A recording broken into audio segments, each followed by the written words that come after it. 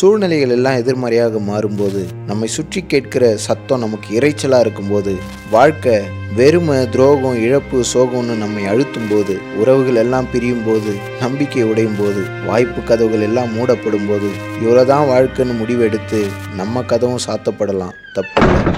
ஆனால் எதையும் தப்பாக யோசிச்சிடாதீங்க.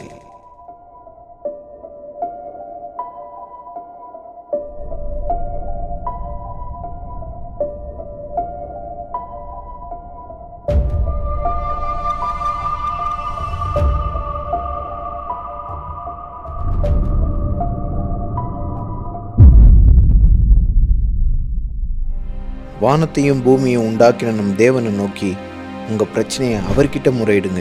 அவர் உங்கள் சூழ்நிலைகளை மாற்ற போதுமானவர். கடலின் இறைச்சலை அமைதியாக்கின நம் தேவன் உங்கள் வாழ்வின் இறைச்சலையும் அமைதியாக்குவார். எல்லா அழுத்தத்திலிருந்தும் உங்களை கரம் பிடித்து தூக்கி விடுவார். இந்த உலகத்தில் இருக்கிற உறவுகளை விட நம்மை அதிகம் நேசிக்கும் நம் தேவன் உங்கள் துக்கத்தை சந்தோஷமாய் மாற்றுவார். நிச்சயமாகவே முடிவு உண்டு. உன் நம்பிக்கை வீண் போகாது.